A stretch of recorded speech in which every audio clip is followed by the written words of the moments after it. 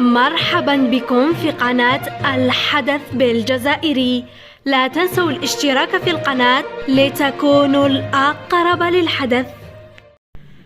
أعلن نادي الأهلي السعودي عن توقيع مع النجم الجزائري رياض محرز لغاية 2027، أين أطلق السعوديين هاشتاغ زلزلة تويتر بمرحبا يا فخر العرب،